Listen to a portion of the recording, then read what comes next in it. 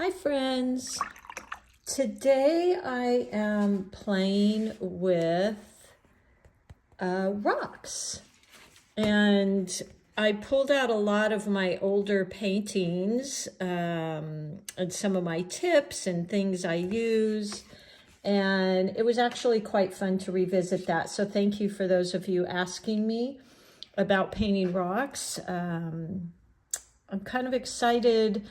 You didn't actually ask me to paint rocks. You actually asked about painting maybe streams and creeks and things like that. So as I'm working with how I will show you that without having to make a, I don't know, 3-hour tutorial, I thought I would at least share with you rocks for today. And I'm just sitting here, I'm drinking my latte, playing, looking through some of my old paintings, and I'm going to go ahead. I drew a few rocks here, and I'm just playing today on this very inexpensive paper I picked up. I'm not sure where I got it. I want to say it's probably Canson, because it's some of the paper I used in my little workshops I did with kids, and it was just a reasonable paper to let them play on and paint on. I've got my 2 containers of water here, one to wash my brush, one to rinse, and I've got my paper towel to get rid of the excess water. Today I'll also be using some tissue to create some of these organic shapes on my rocks.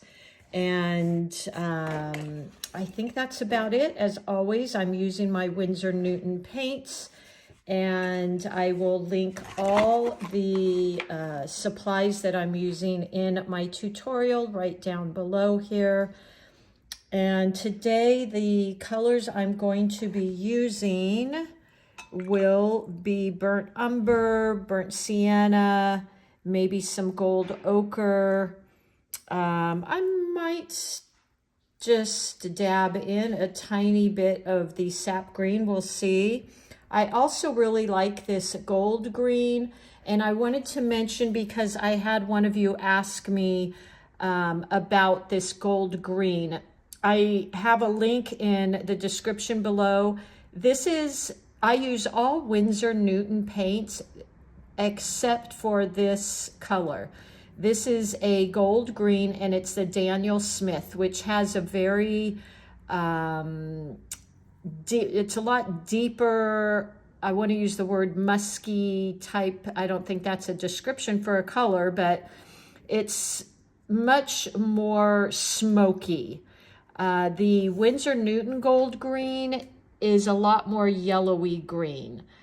So make sure, if you're going to order that gold green and you want that deep, dark color that I'm using here, that you use my link, because it is, or you just make sure you're ordering the Daniel Smith gold green. There is a big difference. It's always interesting to me that across the different manufacturers of paint, they can use some of the same type of descriptions, but they can be a little bit different. And especially, just here's a little fact to keep in mind. When I'm using, which my typical go-to brush has been a Princeton number 6, a number 6 round in different brands can be completely different. So make sure that you're looking at your brushes when you're buying them. So I use typically Princeton. Later, just recently, I've been using these Degatos, which I'm really liking. They were an inexpensive brush. Some of my brushes were getting a little funky at the ends, and I thought I would just try these out, and I've actually been very, very happy with them. They're quite firm. They hold a lot of water. I've been using them for about a month, and they still have this beautiful, beautiful tip on them, which I'm kind of surprised for the price point. I think it was $15 for a set. And I still love my Princeton. I'm always going to predominantly use the Princeton. I needed some new ones, and these were very reasonable for me, so I picked them up. The link again will be in my description down below. So let's get started. What I'm going to be doing here for the most part is really using a wet in wet. And this is just going to be for the rocks. I will be coming up with a full tutorial on maybe a creek or something like that, but I need to figure out how to break it down so that the tutorial isn't like 2 hours long for you all. So let's get started with this. What I'm going to do first is, and I'm going to do a couple different techniques. So let's start with this rock in the back, and all I'm doing is laying down some water here. I don't necessarily want the puddles. I just want that beautiful shine and sheen that I always talk about. Just moving it around. So I've got this quite wet. Now, keeping in mind, I'm using this student grade paper, so it seems to dry a lot quicker than I really would prefer with some and experience with my Arches paper that I love. So I've got that wet. Now I'm going to go into my, let's see, I'm going to start with my burnt umber, and starting with somewhat of a light value, because as always we can go darker, can't go backwards, although I will be doing some lifting here. So I've got that burnt umber,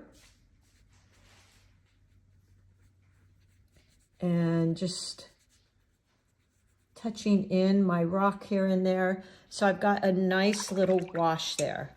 I'm going to go ahead and rinse off my brush and now go into my darker brown here.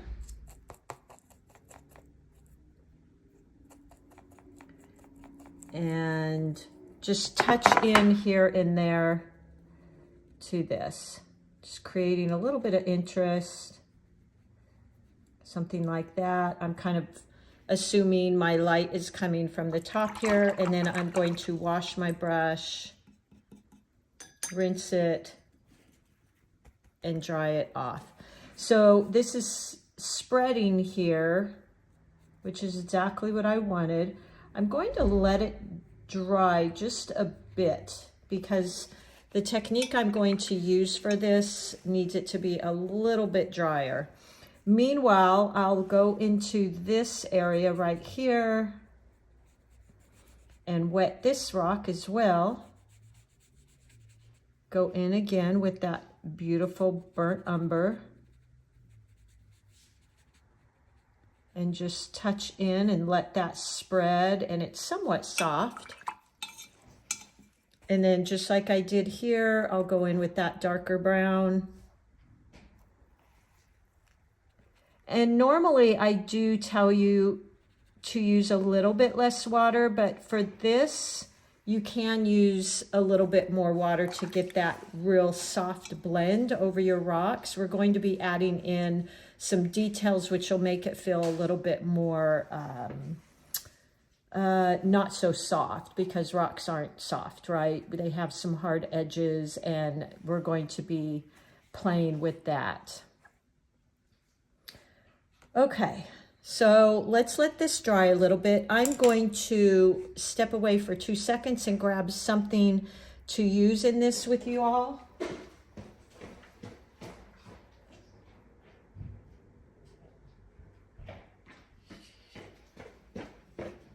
Okay, I think in this picture here, I didn't use it, but it can be really fun. As I was looking at some of my older paintings, to use a little bit of salt. It gives this kind of fun effect. So this one, I'm going to be using some of that salt. Now, before this dries too much, I'm going to show you what I do here. I'm using a chopped up credit card. Now, as you know, I'm not a big fan of using a lot of, I don't know, gimmicky type things, but this one is really fun and it comes up with such a beautiful effect. It's like I have to use it in my rocks. So what you're going to do is take your credit card and you're going to use the rounded corners and just start moving this around. Look at that already.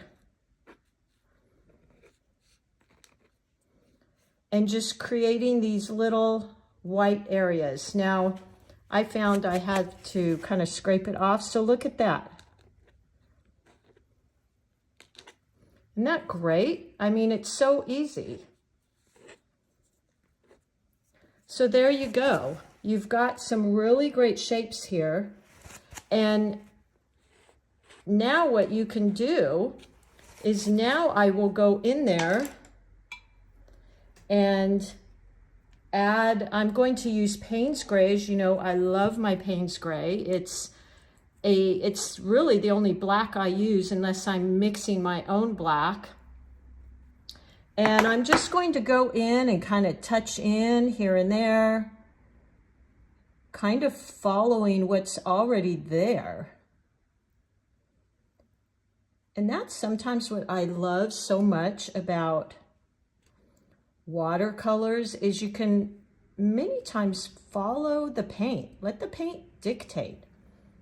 So there you go. I might go ahead and rinse my brush, dab it off, and use a little bit of this yellow ochre, which I see I didn't wash my brush enough, so you see what happens.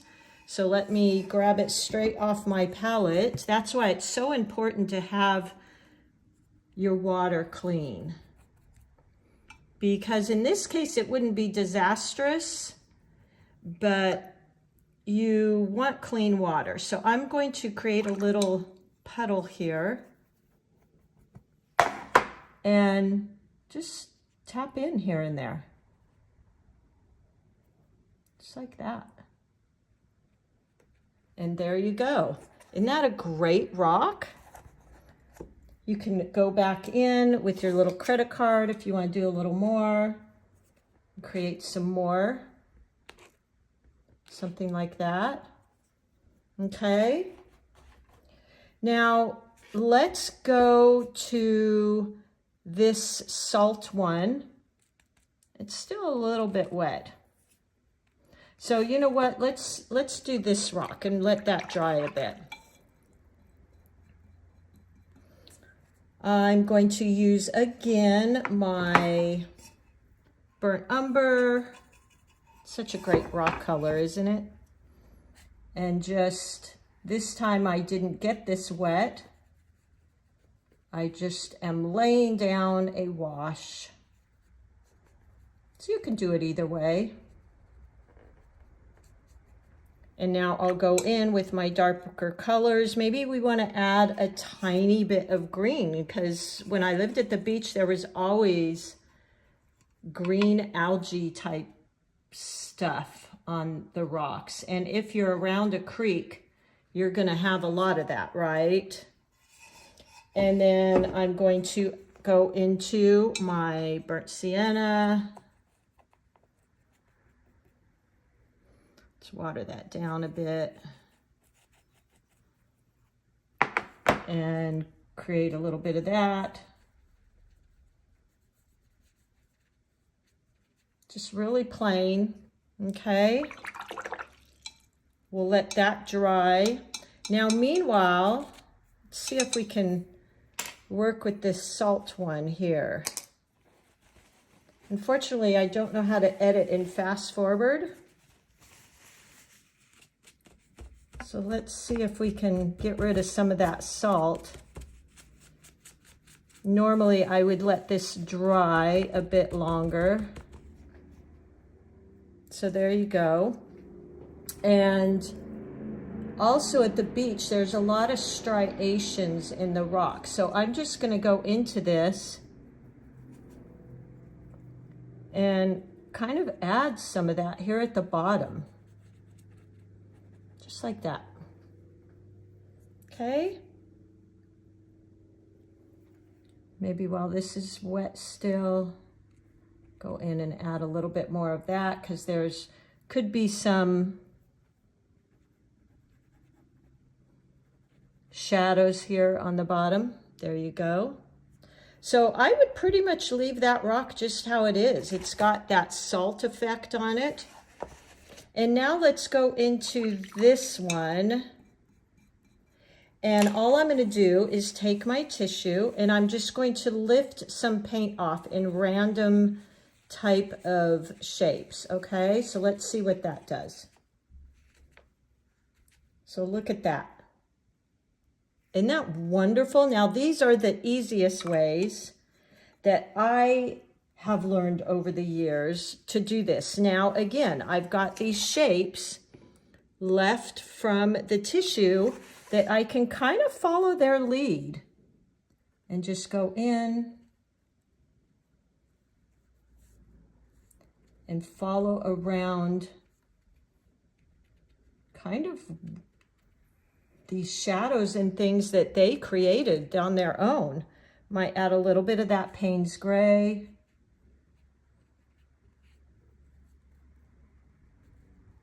And again, this is so much the beauty of watercolors, is you really can, many times, I just follow what is already laid out for me with the watercolors.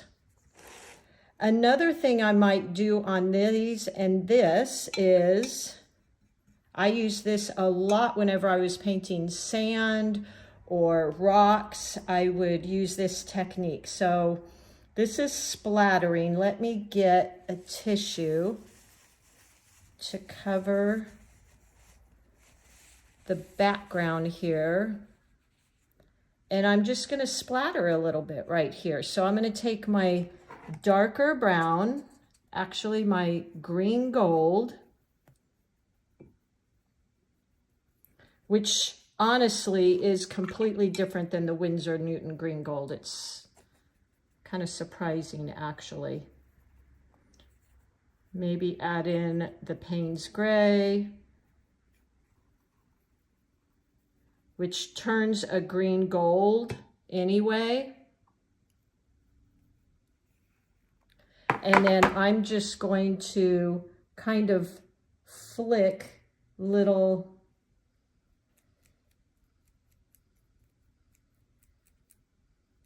spray on there. Let me create some more of that.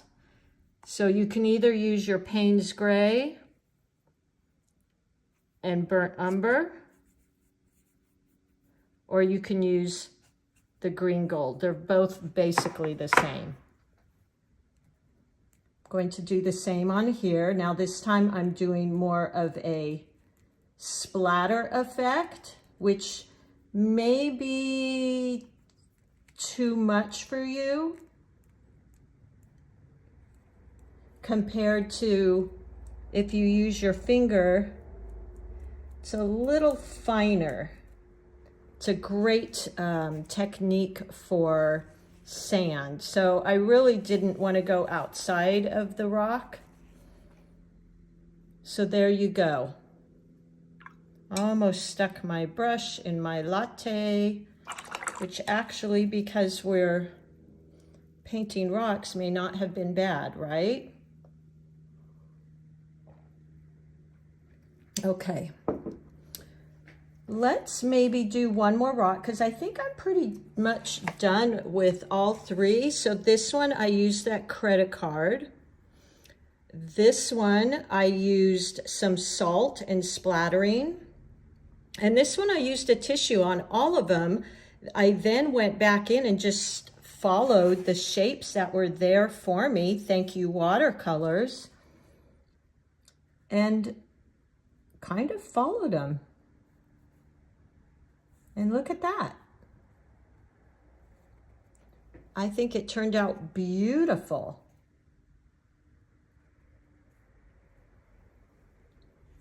So there you go. I was maybe going to do one more, but I think this is enough.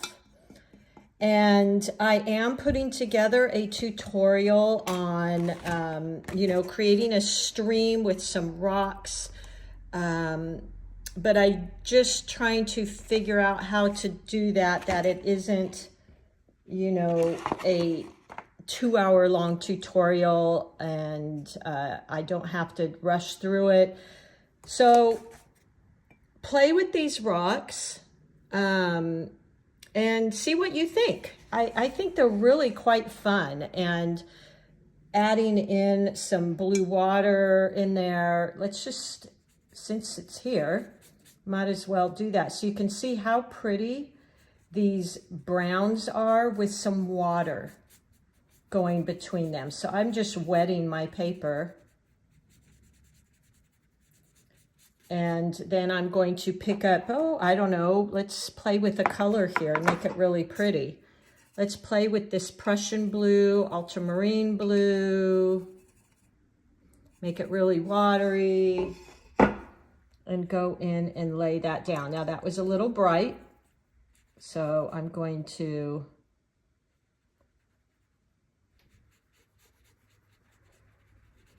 but look how pretty that is with the brown of those rocks. Isn't that gorgeous? There's a little bit of a rock here that we could actually go in and paint. And then you could carry over some of that brown into the water. So let's just pick up a tiny bit of that, make it somewhat watery, and kind of let it blend in there. Isn't that pretty? Going to wash and rinse my brush, tap it off a bit, and look at how it's already blending in there. And this is kind of some of the basics I want to teach you in the tutorial I'm putting together. Maybe use a little bit of this Paynes blue, which is very deep and dark and gorgeous, and mix it with some of that brown we just created, and just go here at the base of these rocks like that. Wash and rinse my brush and bring that in to create a little bit of depth there. So I don't want to get too much into the water. That wasn't really my intention here, but I always seem to do that, don't I? And there you go. All right, everybody, I hope you have fun with that. I almost feel like I need to finish this for you, but we're already 23 minutes in. So I think that was a good start to kind of playing with that. All right, everybody, I will link all of my supplies down below. I thank you so much for being here. I just love this little community that we're creating together, and you all, I can't tell you how many times I wake up in the morning and you make me feel like what I absolutely love doing is bringing value to you.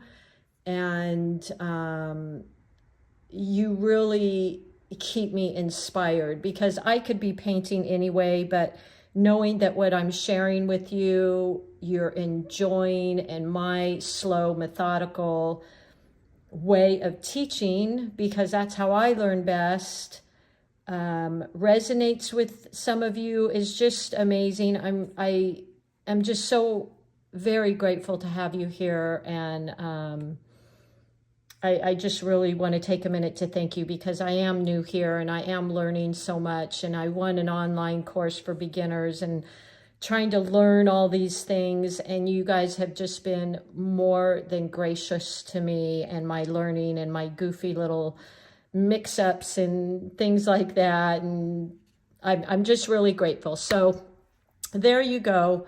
Have fun with this, And I can't wait to show you the full tutorial as I work on it.